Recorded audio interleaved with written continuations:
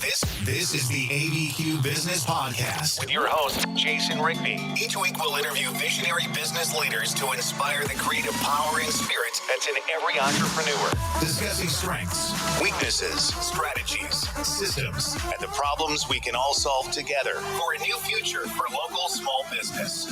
What is up, guys? Super excited about the episode today. Would you like to be a superhuman entrepreneur? Well, we have someone that's going to talk about that, and we're going to get heavy into if you're a startup, maybe you're at home and you've realized, I think I could do an at-home business. Maybe I could take the passion that I have and this ability, and I could I think I could have my own business. Well, we're going to talk about how you can get involved in Startup U, but I have Chris Michael Harris. How are you doing, Chris? What's up, brother? How are you? Good. I want to get into first, let's get into, because you have a passion for creating superhuman entrepreneurs, and I love those words. What do you mean when you say create? Yeah, so I think the big thing is that so much of what's educated and so much of the quote unquote influencers in any form of entrepreneurship at this point, it's funny because 10, 15 years ago, I longed for this rise of entrepreneurs that we now experience. Like it wasn't a mainstream thing when I became an entrepreneur. It was like you graduate and you get a job. Like there was no real viable path to entrepreneurship or being a business owner that wasn't like viewed as tremendously risky or potentially inherently stupid, right? Right. And so now it's the contrary, right? It's very sexy, it's very glamorous, and everybody wants to do it. I just feel like one thing that was missing is there's a lot of people talking about the X's and O's. There's a lot of people talking about the results, right? Like, oh, you can have these, fancy cars and these paid models and hang out and go to these places and stuff.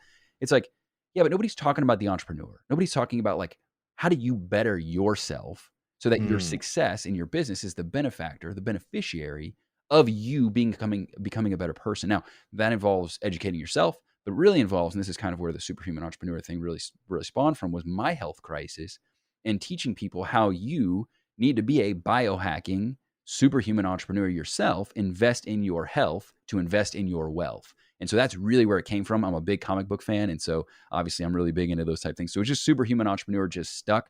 And it seems to really resonate with people like yourself. So I want to get into, let's step back because I think there's, with COVID going on and Right. Seeing all of this depression and division that we have going on. Right. Let's go back to that crisis that you had in your life and kind of, if you don't mind, kind of walk me through the beginnings of that. What happened? Yeah. So it really goes back. And as we've learned and come to find out, it really goes back multiple decades. And that's kind of scary because that puts me in grade school. So there's a variety of different things, but really spawned from what we now learn to be gut health. Was really where kind of the chain reaction started. And that goes all the way back to even birth, right? So people that were either a C-section baby or they weren't breastfed for long periods of time, it's possible that you have not established the microbiome that you need, meaning a good, healthy balance of the trillions of healthy organisms that live inside of your gut, that you have a compromised gut in some way. Now, we go way down a rabbit hole on that, but just kind of keep that in the back of your mind for context. Now, going into grade school, lived in Ohio, had a lot of upper respiratory issues, strep throat specifically, taking heavy antibiotic usage. That depletes your gut even further, right? Right. Started to experience in my early teens some asthmatic issues and things of that nature, which we later learned were probably a result of a compromised gut. And then finally getting into probably middle school to early high school, ADD, anxiety, things of that nature, which again, now of what I've learned, and many people don't even know, they're like, well, that has to do with your brain, of course. And it's like, yeah, but the gut is the second brain. And there's a thing called the vagus nerve that communicates directly with your brain from your gut. You produce more neurotransmitters in your gut than you do in your brain. You have more nerve endings in your gut than you do in your spinal column. Pretty crazy stuff because we don't think about it that way, right? So you literally are what you eat in so many ways, not to be cliche, but there's a reason why that saying came to be, right? There's truth surrounding that. So a lot of the issues that I had, a lot of the things that I was experiencing were the manifestation of what had begun even from early age for me, right? I go off to college. At this point, I'm taking Adderall, later Vyvanse, but at the time Adderall, and Lexapro, which is an SSRI, an antidepressant, right, for some of the anxiety, depression issues. Go off to college. Ended up, I was a preferred walk-on at a school called Samford, not Stanford, Samford, S-A-M like Michael in Birmingham, Alabama. And I was trying to walk on the basketball team, right? Turns out I'm a little too white and a little too short to be playing Division I basketball. So that didn't work out too well. Decided to try to go to one of the other schools that recruited me, a smaller school in New York called the United States Merchant Marine Academy. And within, you had boot camp, which you're in doc, and you had Reveille in the morning, dun, dun, dun, dun, dun, dun, dun, you got to jump out of the rack. Well, I jump out, land on one of my bags, break my ankle. Right. This was the first week I was there. So they did x-rays, and I just thought it was a bad sprain, what have you. They took x-rays and said, kid, hate to tell you, but you've got birth defects in both your ankles. Your talar bone is actually connected to like kind of your leg in a capacity that is going to cause you to have arthritis by 25 if you keep playing basketball. So needless to say, my basketball career was over. So I come home, and I lived in Georgia at the time. So I went to University of Georgia. I'm going to have some fun. I'm going to live the college kid life experience. So on top of all these issues that I didn't realize that were kind of continuing to manifest inside of me, I go to UGA, where you're drinking minimum 3 days a week, sometimes more. Right. And now you're throwing alcohol on, you're putting fire on flames now at this point, right? And then to make matters worse, and things continue to get worse, right? You start to see a lot of manifestations of further issues with depression, acne, things that, now I know are signs of a really compromised gut. Graduate, start my business. Thank God, my first business. Thank God, I still had the capacity to be able to really push at this point. Business grew from my college apartment to over $1 million. We hit 1.2 million by about 36 months, about the third year, full year in business. I'm in my mid-20s, but we knew something was really wrong, and I was masking it. So I increased my Vyvanse at that point. Vyvanse increased my antidepressants, and I was really just putting a Band-Aid on a problem. Well, again, not knowing that it's gut related, living like a 20-year-old thinking you're invincible. Instead of eating, I'm drinking Monster energy drinks. I'm just eating whatever I can find. I'm just rolling by whatever. I mean, I wasn't eating McDonald's, but, a lot of processed foods, just whatever I could put in my body like most 20-year-olds do. Here's the problem. By the time I got to my late 20s, and now I'm getting ready to raise capital, we're trying to really expand this concept. We already been doing business in 32 states around the country. We had 300 employees, and we were really rocking and rolling. And the business was ready to sprint. I was borderline crawling at best, right? I was just tapped out. I'm taking caffeine pills at this point, in addition to the Vyvanse, which is a terrible idea. Don't recommend it. You want to talk about giving yourself a heart attack? There's the blueprint right there. And finally, I broke down my wife. She had heard about this place called Progressive Medical Center. It was more of like functional medicine in Atlanta, Georgia.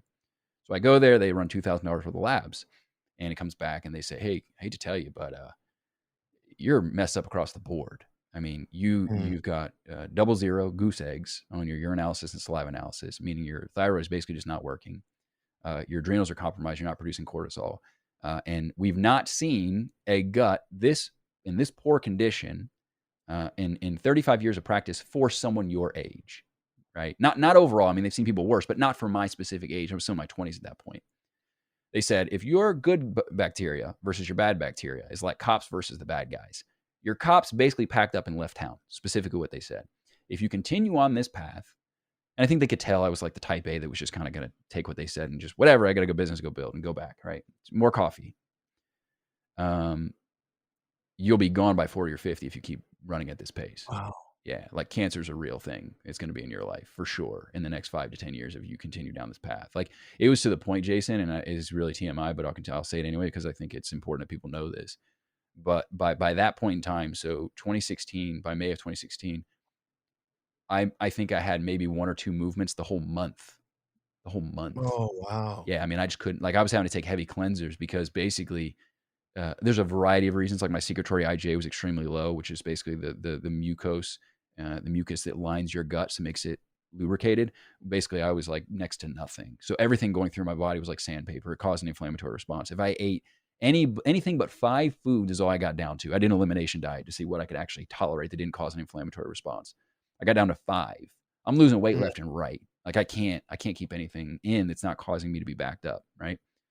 So I could literally, if I ate something that was outside of those 5 food groups, or those 5 specific foods rather, you could literally see my gut starting to rise within minutes after eating. That's how bad the inflammatory response was.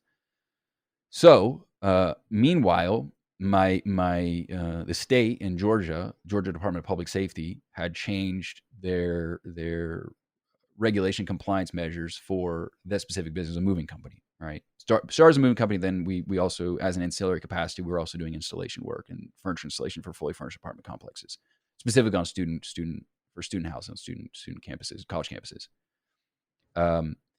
So I'm raising capital this Georgia Department of Public Safety shuts me down and says, you can't use rental vehicles anymore, which is ridiculous. You can see people on a construction site and they're using rented cranes, but I can't use a rented U-Haul to move a college kid. Ridiculous. Wow. So I'm back and forth. We're fighting with them back and forth for 6, 7, 8 months. I'm outsourcing all my jobs at this point because they gave me a cease and desist order. They're going to shut you down. So all this is going on at the same time. I'm extremely ill, right? Extremely ill. Just like crawling. Took a bridge loan, $100,000. I mean, it was just, we had to come up with all this money because basically in order to get approved with the Department of Public Safety, we had to get get into a standard market for interest. I won't go into the nuance of this, but basically there's a lot of other things you had to do. It was going to be a $200,000 investment roughly. Now I'm making millions, but I'm not that liquid to just throw around 200 G, right? Like that, Right. like startups are not that liquid to be able to do that. So bottom line is that I'm sourcing out jobs, taking barely anything. We're bleeding out quick, and not to mention I'm sick. Well, September of 2016, now this is a couple months after diagnosis and about 6 months after Georgia Department of Public Safety shuts us down. We had a severe motor vehicle accident in the state of Florida, one of my guys, and we had at some point just said, look, I don't care what the Georgia Department of Public Safety says. We got to operate anyways. So we started doing that anyways, which is a really stupid move. But you're trying to survive at that point, right? It'd been 6 months. We're fighting back and forth, and it's the bureaucratic wheels churn slowly, right? So here I am thinking, like, I'm going to go to jail. Like, that's a real possibility because I just defied the law, literally, right?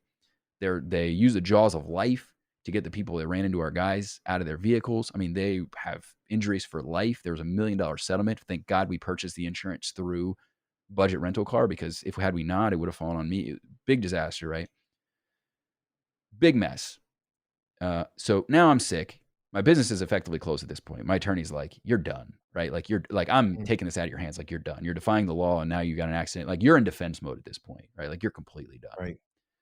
So anyway, so I'm laying around. I'm sick as a dog, and my business is now dead. The business I poured my heart and my soul into throughout my, my 20s, like really building that thing up. And I don't know what to do. So I continue the next, as we are now 4.5 years into this. How do I invest in myself? How do I treat this naturally? Because my father has had Crohn's his whole life, and I've seen the ups and downs that come with prednisone and all that, all the drugs that come with it. And I didn't want that for myself, specifically in my 20s. Not 29 years old. I don't want to be on drugs the rest of my life. So I spent the better part of the last 4 years since then, 5 years almost, teaching people educationally, which you mentioned, how to do this through my podcast. Happened to launch right around the same time, and thank God, because that was like therapeutic for me, because I was suicidal. I was in such a dark place, both losing my health and losing my business at the same time. It was really, really tough. And then all the lawsuits that came, like, I had taken bridge loans, as I mentioned, and people were suing me for that money. It was a nightmare. It truly was. 2016 was like the year from hell for me. 2020 was a cakewalk for me after 2016. I tell you, it was. So well, yeah, man. So that was a diagnosis, and I've been treating it there ever since. Yeah, I kind of want to step back and get into, because I think this is really important, and you can help someone right now with this. Whenever you look at depression and gut health, because you had said, you went into college. Were you taking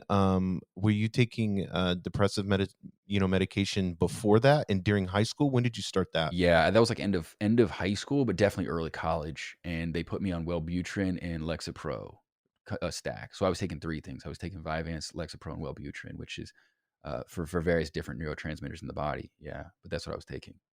And what have you learned? Because I think this is really important, because you basically, biohacked yourself.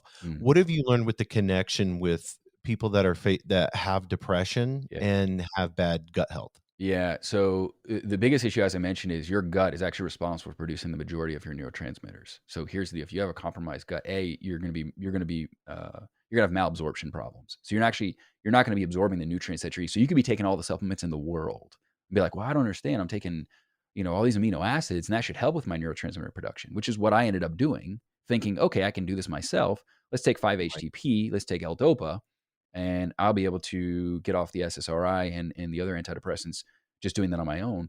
The problem is that the gut is the first thing that has to be healed. Like, you're literally going to have expensive urine if you have a compromised gut before you try to do all those things, right? So you're not producing, your gut will literally start to not function the way that it should. You have the little villi in your gut, like little hairs, little finger hairs that will literally absorb nutrients. Those with the inflammation become basically effectively buried underneath the inflammation, right?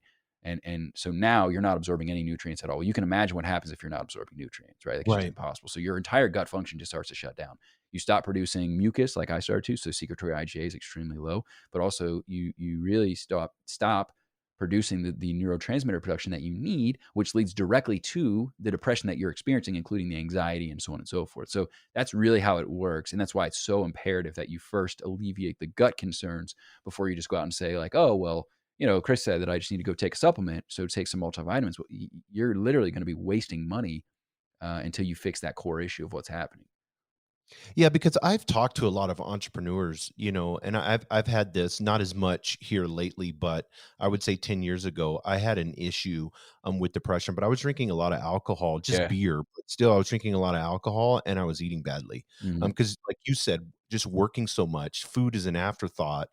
And then at night it's nice to be able to relax Of and have course. some beers and so that's something that I see a lot of entrepreneurs that are dealing with, especially when they're working the 15-hour days. Yeah. What are some of the things that you, especially on the depression side of things, what are some of the things that you began to do, or some of the things that you've seen have helped people that have had the same situations that you have? I'm so glad you asked, Jason. That's such an important question. The first thing is this. This is the mantra I live by. And I swear to God, if this is all you take from this episode, please write this down. I swear this is going to change your life. I really believe that. Test, don't guess. Test, Mm, don't guess. So what many people do, and I did the same thing myself, is we hear this episode. We say, yeah, I really haven't eaten too well. I've been drinking beer. I'm just going to go change my diet and think that everything's going to be okay. The problem is that everybody is completely different. The body is so nuanced, right? mhm. And our world is so compromised. So you may think it's actually the things you're eating, but in reality, it's an environmental toxin, or it's something else that's going on, or it's a genetic variant, right? Something's happening in your body, or the way that you're converting aminos is not converting the way that it should, right? There's a million different processes inside the body that really you don't understand unless you actually get inside and look at it. It's like looking at a business from a macro level and being like, oh, we just need to make more money. It's like, well, yeah, that's part of it, right? But there's a lot of Right. things that could be going on that lead to that. You need to get into the nuance. You need to get into the granular with your body. Get into the business of you. The only way you can do that is actually with labs, right? So I'm not suggesting you do what I do. I spent between my wife and I this year, I think we spent like $7,000 in labs. That's not an exaggeration at all, right? I did 7 different labs myself this year alone. Now, here's the Mm, deal. I'm confident that if I can get you started, whoever's listening, if I can get you started doing some labs, even a small degree of labs, you're going to see such an ROI from that you're going to look at it and say $7,000 is nothing, because I'm going to benefit from that so much. I'm literally going to be the superhuman entrepreneur that Chris promised me I'll be. And I'm going to make $100,000 more, if not grossly exceeding that, because I'm going to be healthy and thriving and optimal, right? We have come to the point in this country that we are so suboptimal that we've accepted it to be normalized, right? Like, right. you're yawning in the afternoon, you're exhausted. That's not normal. You're waking up in the morning and you're dragging your ass out of bed. That's not normal. You're at night, you hit a second wind out of nowhere and you can't go to sleep. That's not normal. You eat something and your gas is going to literally knock out the person sitting next to you. That's not normal. There's so many things that we have just accepted to be normal and we laugh about it. We're like, oh, well, yeah, I'm tired in the afternoon. Ha ha, funny. It's like, no. There's something really inherently wrong with what's going on with you. So again, I mentioned, I don't expect you to go spend thousands of dollars. Here's what I would recommend you do. There's a company, I just did a YouTube video about it. There's a company called Viome, V like Victor, IOME. Okay. What Viome is going to give you for sub $200, right? Sub $200. So literally cancel your cable bill for like 2 months and you've paid for it. That's it. You're going to get an over 100-page report that's going to literally tell you exactly what's going on inside your body. And here's what's Mm, fascinating. Once you get compromised, your body, you start to have sensitivities to things that maybe you didn't realize you're having sensitivities to. So I'll give you an example. I was eating a lot of avocado, right? So avocado showed up on the list of avoid foods in my list. You would think, oh my gosh, how is avocado the healthiest millennial food that's ever existed? How is that something that people should avoid? Red bell pepper showed up, garlic showed up, all these various things that it's not McDonald's French fries. So you're thinking, wow, I'm eating healthy. But here's the deal, it's causing an inflammatory response due to a variety of reasons that could be factoring into why you're having problems, right? So this is going to tell you, here's the deal. Here's your superfoods. This report will tell you, here's your superfoods. Eat these a lot. Here's your foods to avoid. Don't eat these at all, or at least cycle off them for 6 months. In addition to that, it'll give you all of the markers that I look for that'll tell you, here's what's going on. Here's how you stack up.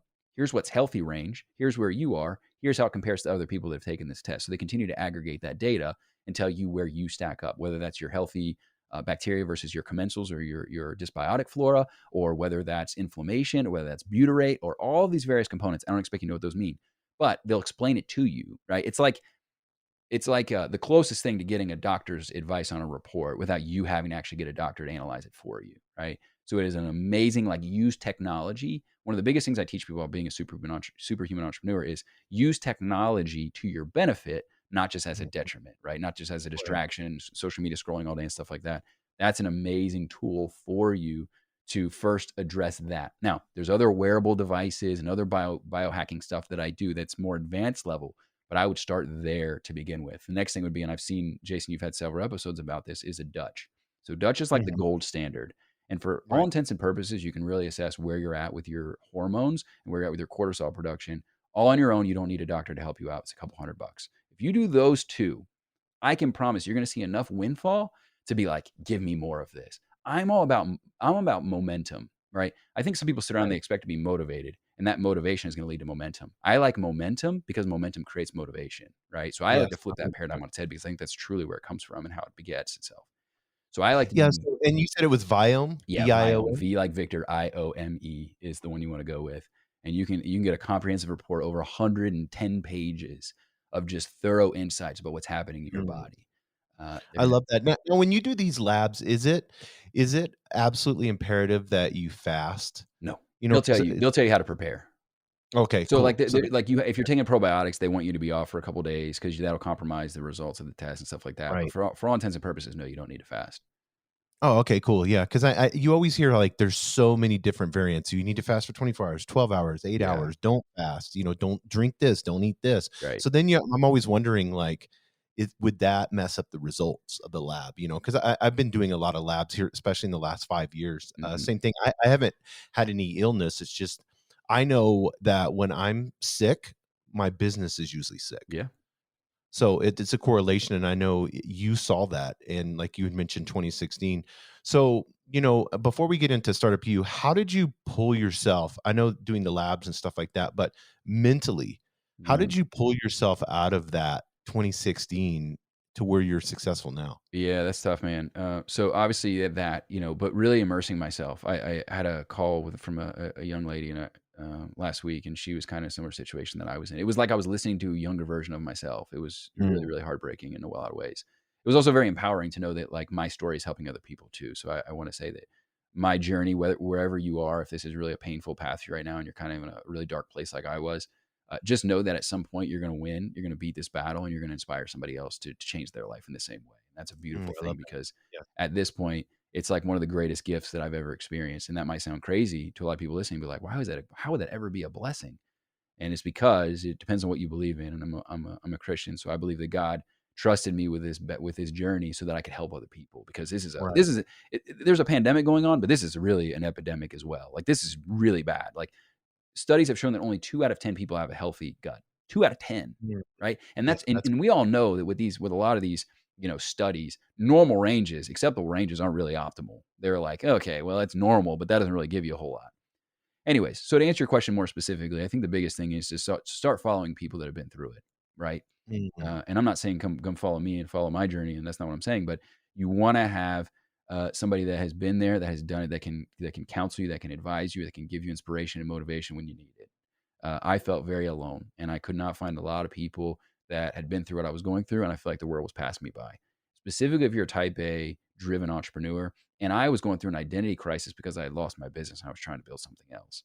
So it was kind of like a double whammy for me, and I felt like a failure, and that was really difficult. So I would find other people. If you can't find people, find books. Jordan Rubin, amazing guy. He's one of the founders over at Ancient Nutrition with Dr. Josh Axe, whom you should absolutely follow, by the way, both of them. He saw like 110 doctors. His family spent hundreds of thousands of dollars. He went to places like, he died on a hospital bed in Russia or something crazy, like literally died. He had Crohn's so bad he was like withering away. I mean, he was like bleeding out of both ends. It was horrible. And reading his story and how he overcame it and what he did, and just getting the inspiration of like, I can do this too. Seeing somebody else succeed is going to make you feel like it's possible for yourself, right? So that's the first thing is you got to surround yourself with it. You got to surround yourself with positivity and people that have actually gone through it, because you have to believe that you can do it too. That power of belief is so important. Right. The second thing is immerse yourself. Do not expect that you are just going to find a doctor, or I highly recommend somebody in functional medicine.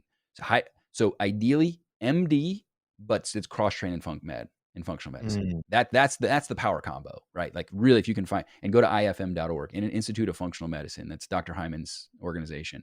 ifm.org is where you can find, there's like an entire dashboard of different people, and you can search people in your local area that are functional medicine practitioners. Look for that MD plus Funk Med. That's a power combo. But you need to immerse yourself after you find a doctor or practitioner or whomever you end up working with.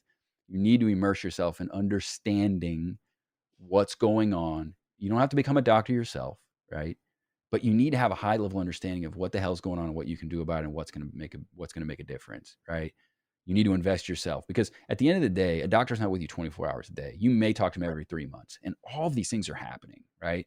And even still to this day, Jason, I swear to you, I'll read something that I, picked up a book and I was reading. I was like, oh my gosh, had I known this a year ago, I would have felt so much better, because I immediately started doing it. And now I feel tremendously better. But it was because I came to that realization. I wrote down, I have a health journal, and I write down, here's the stuff that's bothering me. What does this mean? How do I trace this back? How do I find information on what this might mean for my health? What's going on with me? So follow people on YouTube. We live in the age of information. Follow people on YouTube. Dr. Eric Berg is fantastic. I mentioned Dr. Hyman, right? There's a lot of different guys. Dr. Josh Axe. There's a lot of different guys that are dedicating themselves to putting out information that you can immerse yourself in. Please do so. Grab books. There's one I recommend called Boundless by Ben Greenfield. Ben is, yes, I have that one. If you think I'm a biohacker, this guy is just him and Dave Asprey are the biggest nerds you'll ever meet in your entire life. And they are like my spirit animals in a lot of ways. And I benefit from them greatly. But that book, cover to cover, is an encyclopedia of health. It's 700 plus pages of just health insights, how your body works and what you can do about it if you're having certain issues. It is unbelievable. Highly recommend starting there. So immerse yourself in the journey.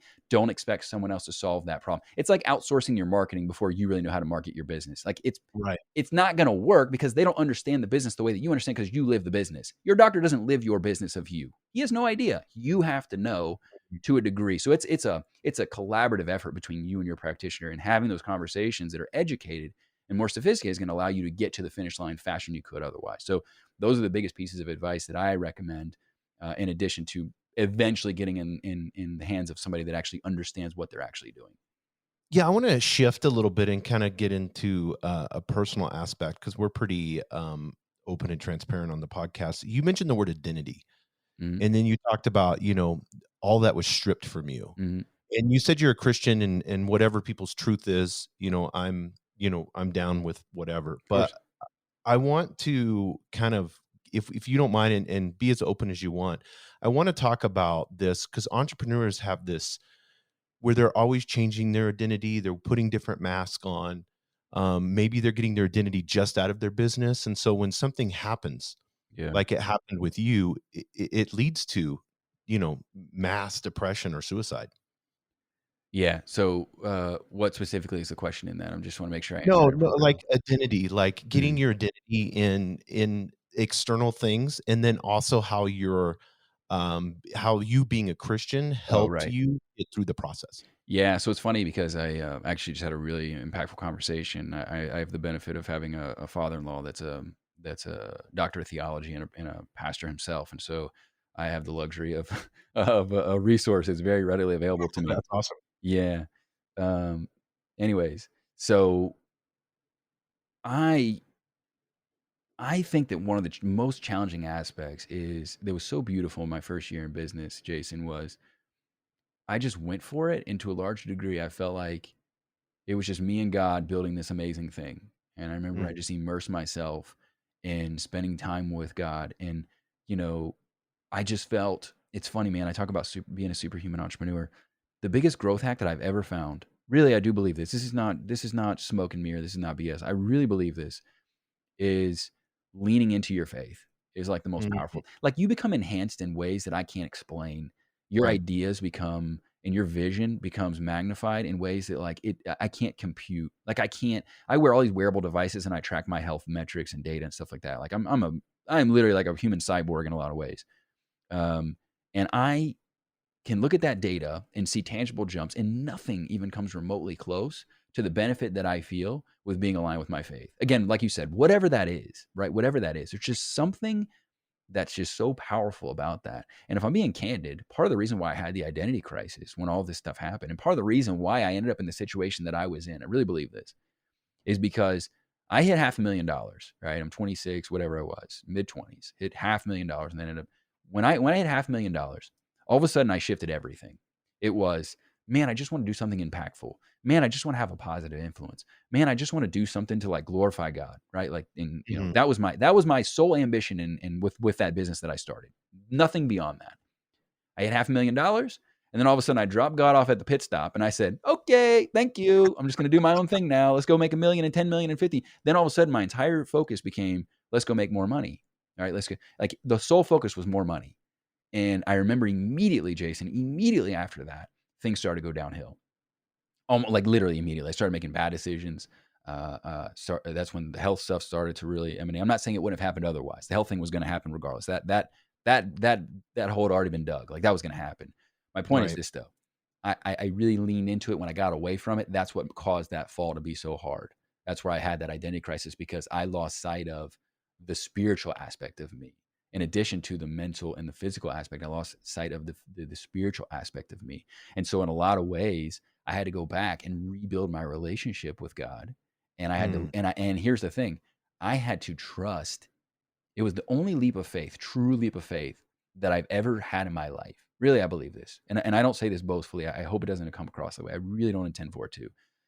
But I'm smart, and I've in my life, I've always been able to achieve the things that I set out. I work very hard, and I'm very type A, and I'm driven, and I do the things that I set out to do for myself. And so I never really fully feel like I needed God. I always felt like it was like, yeah, you know, whatever, like, you know. But this was the only time that I lost my superpower, my ability to work hard. I was deathly ill, right? And like I truly had no choice but to trust my wife and her business, because her business was exploding at that point. And thank God for her, because she is my guardian angel in a lot of ways. She really is. I owe her everything. And God teaching me to be more patient, God stretching me to trust, God challenging me to walk into the dark tunnel to say, you know, a doctor's going to tell you to take this drug. I'm challenging you to follow me into complete darkness down a path that you have no idea where it's going to go. And you may never get healthy, but you have no idea, but follow me. And I did. And if you look at my labs now, and this is where I have the results to show that this actually worked. And it was, trust me, I tell you, it was a lot harder than what I'm making it out to be. Like there were many times that not only was I suicidal, but I also was like, you know, I just need to quit entrepreneurship and go get a job. Or this is so crazy, I need to go back to taking Vyvanse and everything. And I don't care if I cut into my life. I just don't want to feel this bad anymore. Just, if I didn't have the faith component to continue following that and blindly following that, the same way, and this is the same thing with a business startup. Like you might be doing something for years and you're just not getting results. And it's like, you have to keep the faith. You have to keep following. You have to keep, if you feel called to do what you're doing. Now there's times when God's closed a door and you just say, you know what, this is a door that's closed. And obviously God has different plans for my life. It's important that you're able to discern the difference between those two. But I knew, Jason, entrepreneurship wasn't a career for me. It was a lifestyle. It's who I am. It's not what I do. And I knew that. And so I had to continue down this path. And it really, I have accomplished things through the veil of my faith, through that strength that I was given. I was disciplined in ways that I can't even tell you, Jason, with my diet, with my lifestyle, making radical changes, whatever was necessary to heal from this, to recover from this, to literally give my body a chance to recover. I have done things that I can't believe I was able to do. And it was through that, not because I just, you know, walked around and said I was a Christian, right? Like I actually lived that. And I don't think that would have happened any other way. So to answer your question more specifically, more succinctly, it was the only reason I got through among many reasons that I got through, but it was the primary reason that I got through this. And I'm standing here today able to tell you this is where I'm at. Yeah, I love that. You know, for me, it was understanding that there's this eternal wisdom that I can tap into instead of believing in myself and having that pride of 47 years. I mean, think about it. Why wouldn't you want to use eternity and all that wisdom than to turn It's around stupid. and just believe in your dysfunction, Exactly. who It you are, and that, it just doesn't make exactly. sense as an entrepreneur. Exactly. And I tell people this about reading books. I'm like, the most successful people in the world, like Tony Robbins has achieved things that I would love to achieve. So why wouldn't I go read how he did it? Mhm. Like it doesn't make Exactly. sense. It doesn't make sense. And then people are like, can I read the cliff notes? I'm like, if you had a chance to sit down with your idol, whoever it is you admire in business, would you really want to only have 10 minutes or would you want 6 hours? Like really, what would you Mhm. actually want? And I think that we are so indoctrinated. I'm so glad you bring this up. This is so important, Jason. I really am glad you bring this up. I think we're so indoctrinated to be such a microwave society, meaning we just Mhm. want things, we want fast, or we got to move on. And then we're doing so much that we're not doing the things that matter. And that's in life and that's in business. And it's killing us. It really is. It's preventing us from achieving our biggest potential and our ultimate goals for our lives. Yeah, and neuroscience, and this as well as I do, has proved this. They've took people that have prayed and they've took people that have meditated, Yeah. and both of their brains shows amazing activity Yes. and healing activity, because you have quantum physics and all that stuff, and I don't want to get heavy into that, but Yeah. it's proven, it's scientifically proven that if you go into that truth Yeah. and understand it and tap into that eternal wisdom, and like I said, a lot of people have a lot of different, religious views that are on the Hmm. podcast, but it's not religion. No, no, no. Right. It's something that is genuinely, it may seem external, but it's actually internal, Yeah. because, and as well as I do, whether you believe in God and you're a Christian, you believe in the Bible or whatever it may be, over and over and over again, you see this truth that comes to you in these time of needs, Yeah. and you saw that and you felt that and you experienced that, and it dramatically changed your life and Yeah. led you to your true path of where you're at now. So I want to get into Well, if you could, uh I have a quick thing I wanted go to add ahead. to that before you move on, because I think it's really important, Jason, what you just said. It's really important. Dr. Joe Dispenza, and I'm very open minded, as you can tell, as a Christian. I'm really into meditation and stuff like that. That I'm not closed minded to a lot of things. I'm very open. I'm probably the most open minded Christian you might ever meet. Yeah, Ben Um, Greenfield's the same way. I yeah, listened to him. yeah, yeah, yeah. So, anyways, Dr. Joe Dispenza, he does these meditation retreats, and in a 4-day period, they hook you up with all these biometric devices. They're constantly Mhm, analyzing your energy centers in your body, aka a lot of people call them in the spiritual place, call them chakras, but they measure where energy is emanating from your body, right? And they can actually discern where they are, which is really interesting. But anyways, one of the things they found was that literally they can tell that those energy core centers in your body, which do exist, and they can measure them, will actually become more strengthened and more aligned, which you can actually see in the data. They show that it actually happens. Like actual scientific data will show that it's actually happening. The other thing is this too. What they found is that your cortisol production actually goes down 18%, and your immune system is boosted by like 40 something percent in a four mhm, day retreat. 4-day retreat, right? So massive swing in just 4 days. Now they're very immersed, right? It's like an all day, all event thing, but even 15 minutes a day of just sitting down and meditating, whether that's reading the Bible or engaging in some kind of meditative practice or doing yoga or something like that, has a tremendous and profound effect, even when it comes to neuroplasticity and rewiring your brain, in addition to the mhm. physiological effect it has on your body that we have actually been able to measure. So this isn't like woo-woo subjective anecdotes that I just feel better because I do this. No, no, no. I love data and I love science when I can use and layer that on top of my things that I do, because I want to know what's working versus what is just in my mind. Not to say that placebo effect is not important, because I think that if you're getting results, you need to keep doing it. But I love to Right. validate my efforts, not just think that, oh, well, I think it's working, right? I want to be very precise about it. So very important thing that I wanted to add that you said that I think was important to notate.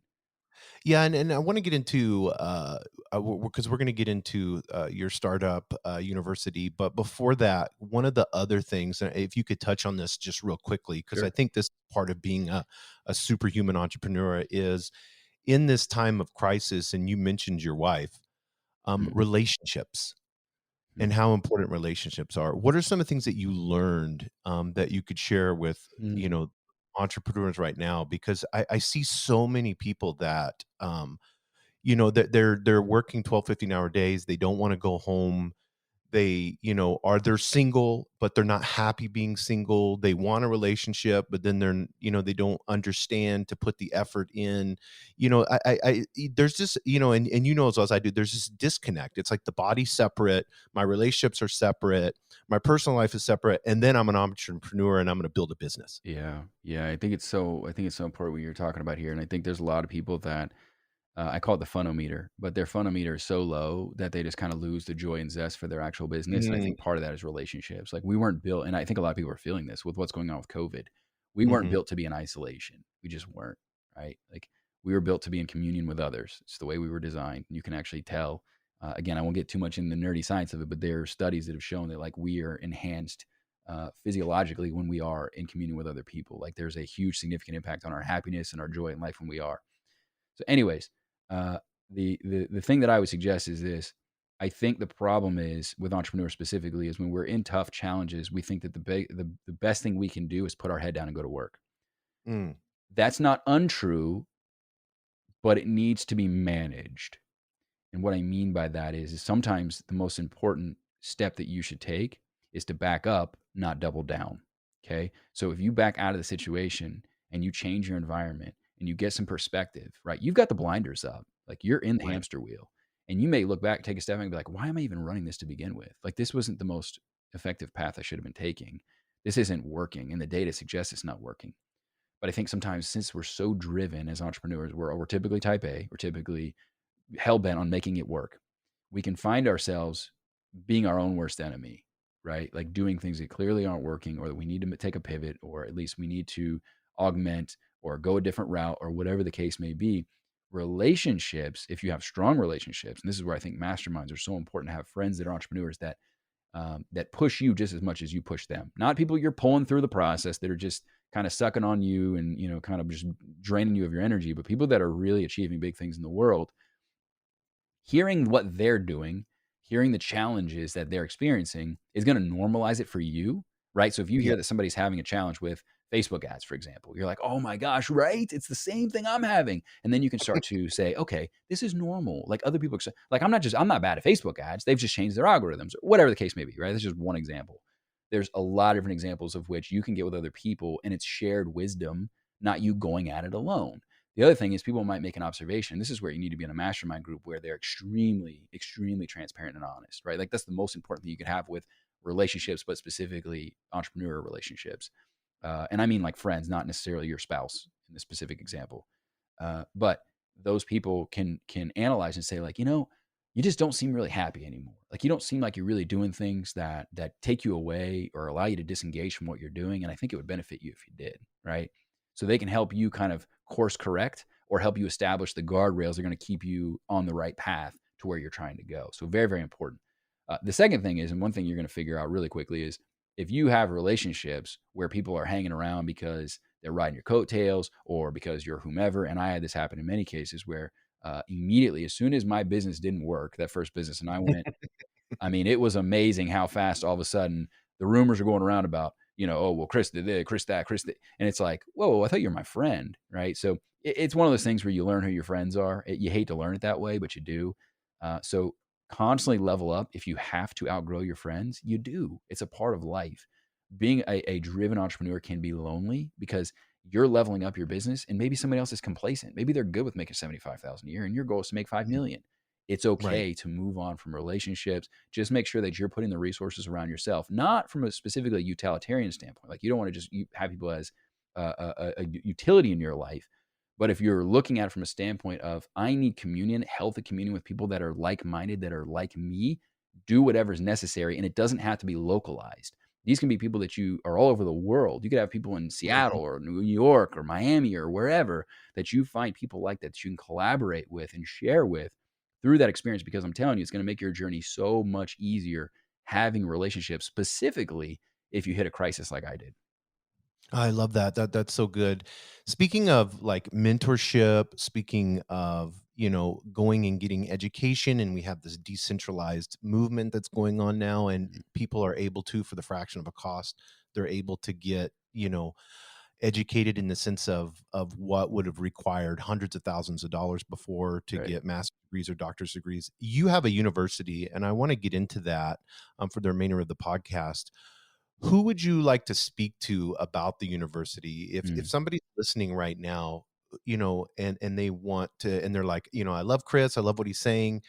Can you go into the philosophy of your university and who you would like for them to sign up? Yeah, it's funny because the name was a manifestation of a complaint that I had for many years in my first business. When I think the thing that I said the most, as I reflect back on things, was, "Man, I wish I had known this 6 months ago." Now there are probably some Mm, expletives in there and a little bit more frustration than what I just said, uh, but I constantly was running into the situation where it was like I didn't feel prepared for right. entrepreneurship.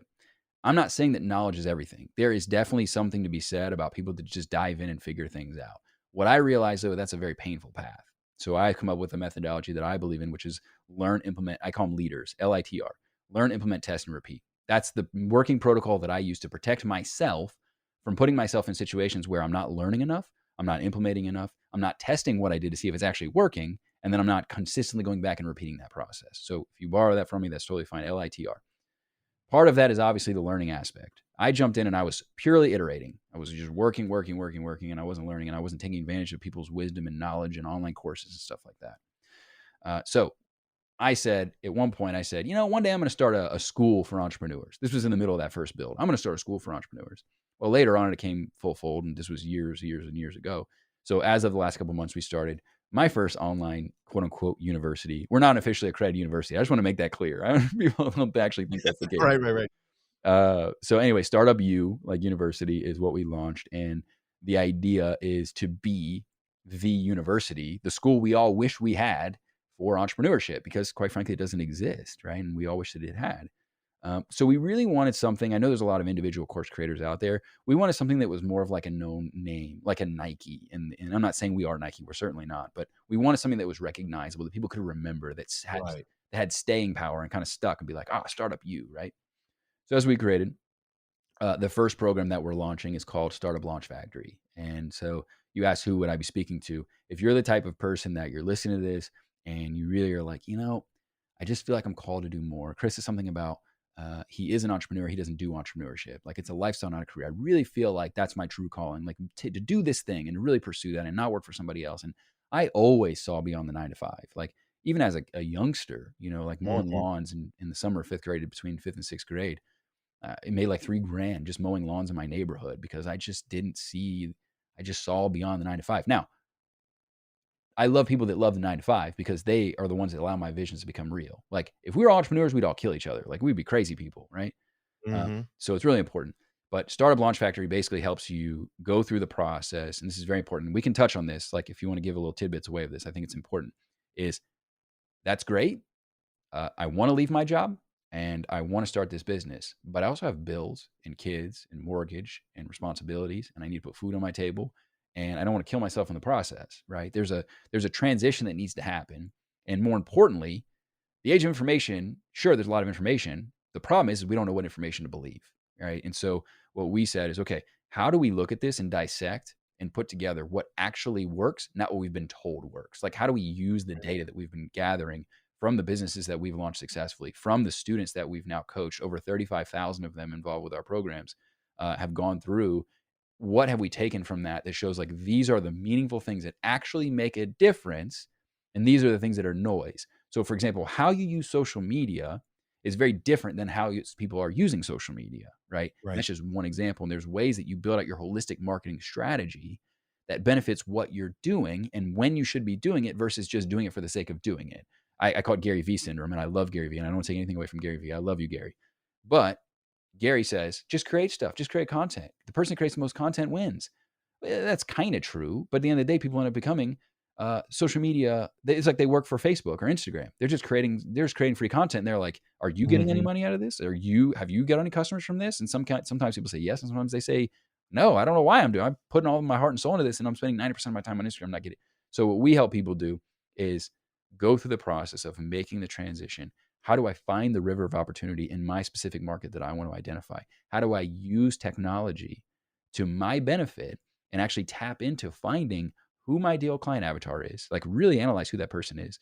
How do I Mhm. take information from the market, turn that around, literally build a product based on what the market's telling me, based on what that river of opportunity is. And then how do I basically generate sales from that to slowly make the transition away from my job into selling whatever it is that I'm trying to sell. That could be an information product, it could be a physical product, it could be a service-based business. It doesn't matter what it is. The market will dictate what it is you need to create. It's just a matter of you following a formulaic process to give yourself, it's not a guarantee. There's nothing, if I told you there's a 100% chance of success, I would be absolutely lying. But does it substantially increase your chance and your likelihood of success? Absolutely. Hopefully, at best, the data will tell you this is worth pursuing or not. And sometimes you find out that it's not worth pursuing, and good, I just saved you a year, right? Like if you look and say there's no data to suggest that I should pursue this, those markers aren't there to indicate, yes, this is a business I should pursue, then great, you just saved yourself time, move on to the next idea, right? Or stay at your job and be like, right now this is not the time, and I'm going to pick my time and place when I'm going to pursue something else. So anyway, so that's what we help people do. Womb to tomb, we help you go through the process of developing your marketing assets, first validating the idea, validating the market, developing the ideal client avatar, building your sales pages, building your landing pages, how to use email marketing tools, hiring your first virtual assistant. I mean, it is a loaded bad boy program that we're really, really excited about, that I think is going to help so many people successfully launch businesses, and to do so at a rate that is far less of failure than what we're seeing right now. Most businesses, I think only like 80% of businesses fail before the first 5 years. We've got to turn that around, Jason, because at the end of the day, people like you and me and people like you listening, entrepreneurs, we're the individuals that change the world. I'm not waiting on a bureaucrat to change the world. I don't trust a bureaucrat to get my driver's license to me successfully, right? Like if you've been to the DMV, you know what I'm talking about. I trust individuals like Elon Musk. I trust individuals that are moving the needle, the Steve Jobs, the people, even the small local business owners that are affecting their community in positive ways, that are having an impact on their employees, and they're taking those values home and impacting their children, because that has a ripple effect. I trust those people to innovate. I trust the private market to innovate, and people like you to empower yourselves so that you can create something not only for yourself, but something that can benefit others for generations to come. I love it. And I love that this is what I got from all of that is you have taken information from everywhere, whether you want to use Gary Vee or whoever you want to use, and you've put it together where I don't have to go, and because there's so much segmentation, I have 20 different podcasts that I follow, and I don't have enough time, no matter if I run or I go to the gym, and I'm just constant. And then there's this debate between music and podcasting. Right. And so I'm like, I force myself to listen to the podcast, and then I'm oh, here's a digital marketing tip. Oh, here's, oh, I need to have this certain system in my business. Right. Oh, this tool I can purchase, and this is going to help me with accounting. Mhm. So being able to take all that information and have it in like a step by step, like you said, from womb to tomb, like having that and going all through the whole process, that is the magic. I think. And if we're being totally candid, I also think too, part of what you just said is absolutely true, but it's also anybody can put any information on the internet. All right, I'll leave it at that. We don't know who is full of BS and who's actually built a business and who's actually has a repeatable process, because you may have built something, and I'm not saying it was a fluke, but I'm saying that if it hasn't been, like, I do this all day, every day in multiple industries. I've played in the offline space with small businesses. I've been in the tech space. I'm an EIR, an entrepreneur residence for a Silicon Valley Accelerator program, and I have an online business. Like, I've been in a lot of spaces. This is my life.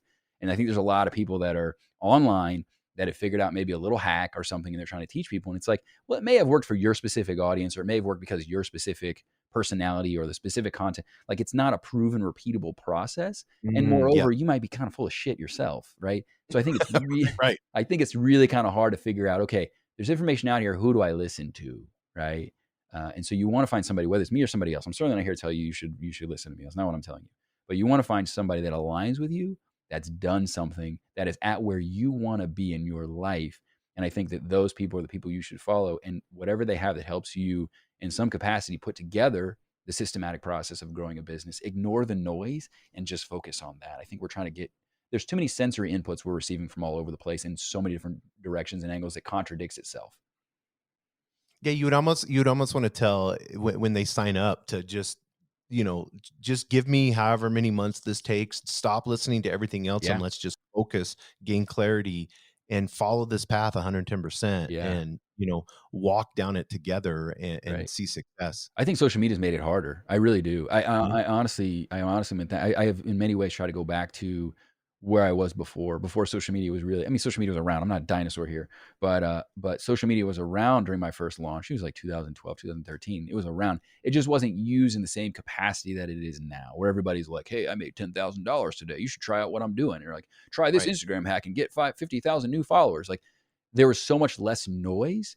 And to a degree, it was so much more beautiful. Like, and it sounds really like an old school mentality. But what I mean by that is that I was able to just really get deep with my own thoughts, but then also learn from certain people what I wish I'd learned more from, and kind of keep it simple in that sense, right? Versus just so much from so many different sources, and you just don't know who to trust. So I think it really makes things complicated.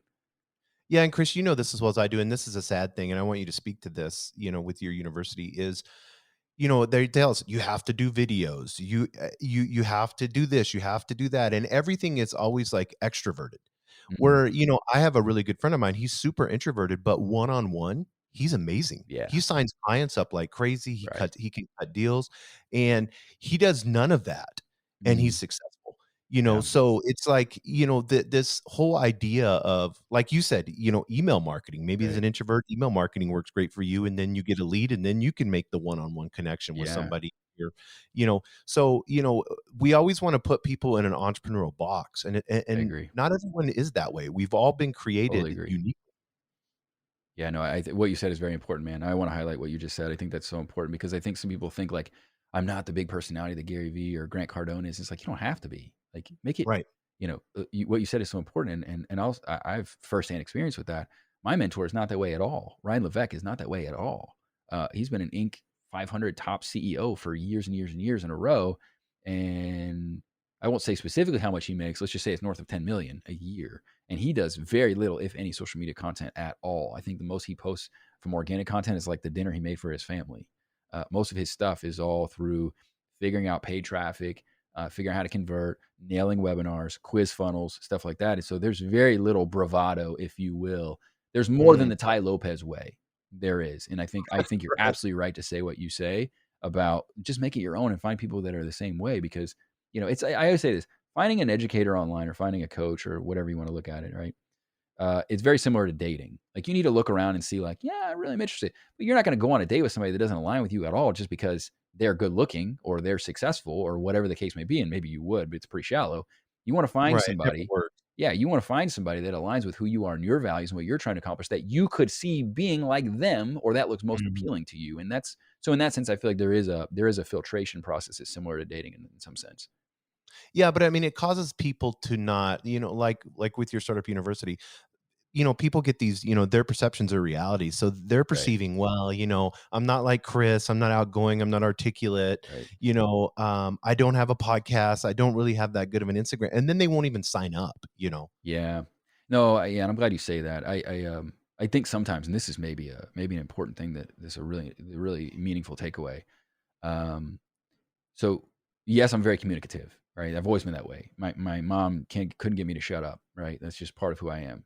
Right, right. However, there's other things that are major flaws. And I feel like the problem with social media is you get the trailer, right? You don't get the behind the scenes look. Like everybody in the Mm, trailer, every movie it looks great in the trailer. Everyone does, right. right? But there's a lot of things that I really struggle with, right? Like keeping up with the details, for example. Like I'm A to D to D to D. Like those are really big challenges for me. And so I think sometimes we need to be a little bit more authentic with our struggles and our challenges because there are people out there. A perfect example was I told my story of my first year when I left my job and started my business like an idiot and just quit and didn't even give it 2 weeks and was like, how are you going to feed yourself, bro? And I told the story on Instagram about how I was doing laundry in my bathtub and I was jogging to my office and I had no money and I was losing weight and I couldn't afford to replace my tire and all this crazy stuff, man. I just was like in a really bad place. I was basically like a homeless person with an apartment, literally. And like every month it was like a race again. I remember February was the worst because there was those 2 to 3 days that I was missing out on to make enough money to pay rent. I was like, why? I hate February.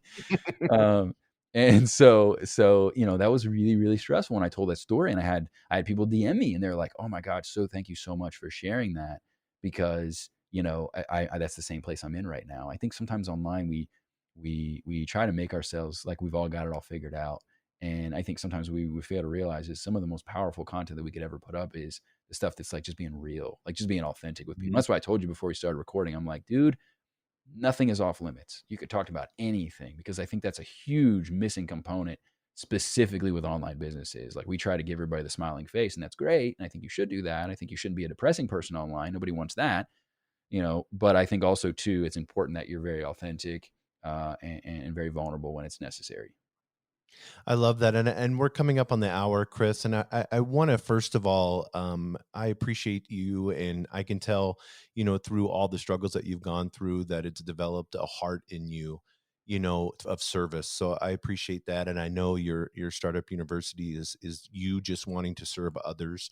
Mm-hmm. And I think, more than, I mean, if there is anything more than service, but it's this ability to be genuine and authentic in it, not to look at it in a narcissistic way and say, this is all about me, but really this is about others. And that's what I see from you. So I appreciate you being on the show. If somebody wants to, have a conversation, maybe look at the startup university, what is the best way for them to do that? Yeah, before I get into that, guys, I just wanted to say something. If you're still here listening, I appreciate you so much for sticking around this long. I don't know why anybody is that interested in hearing what I have to say for a full hour, but if you are still here, I do want to ask a quick favor of you. What Jason is doing is extremely time intensive. It's a huge sacrifice and a huge commitment to stick with this. And I don't know how many episodes you have, Jason, but I know he's been doing it for several years and quite a lot of episodes. This is a thankless job in a lot of ways to provide value to your life. If you could do me a quick favor, I'd be eternally grateful. If you, whatever platform you're on, it literally is going to take you like 20 seconds. I promise you, 20 seconds of your life to thank Jason for his hard work here. I really would appreciate it. Hit subscribe.